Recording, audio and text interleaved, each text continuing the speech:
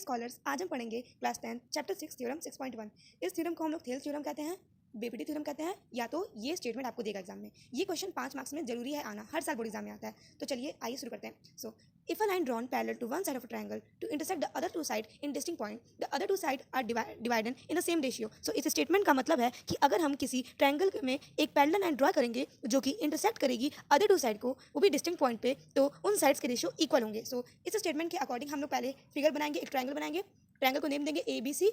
अब उसमें से जैसा कि बोला है कि हम लोग पहले लाइन ड्रॉ करेंगे, तो पहला लाइन डी हम लोग ड्रॉ किया है जो कि इंटरसेक्ट कर रहा है ए बी को और ए सी को। सो पहले तो हम लोग जो गिवन है वो लिख लेते हैं। गिवन हमें क्या है, डी पैरेलल बी सी, ये गिवन है। अब प्रूफ क्या करना है हमें प्रूफ ये करना है कि जो ए डी और डी बी का रेशियो है वो ए और ई सी के रेशियो के इक्वल है। तो हम लोग लिख लिए A D upon D B is equal to A upon E C. अब इसमें हम लोग को अपने मन से कंस्ट्रक्शन करना पड़ेगा, आप इसे याद कर लीजिएगा, ये जरूरी है। तो कंस्ट्रक्शन में पहले क्या करेंगे, joint point B to point E, B को हम लोग ई से ज्वाइन कर देंगे। सेकंड क्या है, joint point C to point D, और सी को डी से ज्वाइन कर देंगे। थर्ड क्या है, draw E N perpendicular to A B, हम लोग एक ई एन ड्रॉ करेंगे जो कि परपेंडिकुलर होगा पूरे ए बी के। ओके, और next last draw D M perpendicular to A C, और सेम डी एम ड्रॉ करेंगे परपेंडिकुलर ए सी के। अब चलिए सॉल्यूशन स्टार्ट करते हैं। Here in triangle A D में देखते हैं, area of triangle A D is equal to half into base into height. ये तो सबको पता होगा, एरिया ऑफ ट्रायंगल क्या होता है, half into base into height. तो इस ट्रायंगल में हम लोग को एरिया निकालेंगे पहले। तो area of triangle A D is equal to half into base A D into height E N. Base हम लोग लिए हैं ए डी, हाइट लिए हैं ई एन, जो कि हम लोग कंस्ट्रक्ट किए थे। अगेन ये तो पहला इक्वेशन हम लोग डालेंगे। अब again next in triangle D E B, अब ट्रायंगल डी ई बी की बात करते हैं। तो area of triangle D E B is equal to half into base into height, पता है।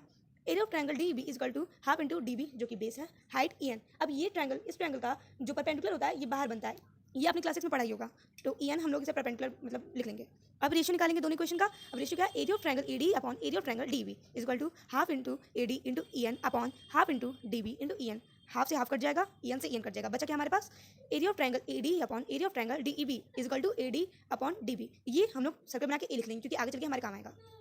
सो स्कॉलर्स अभी तक हमने थ्योरम का एक पार्ट कवर कर लिया, आइए आगे बढ़ते हैं। Now in triangle A D, वापस से इस ट्रायंगल में जाएंगे। Triangle A D, area of triangle A D is equal to half into base into height, area of triangle A D is equal to half into A जो कि हमारा base है into D M जो कि हमारा height है, जो कि हमने ड्रॉ किया था।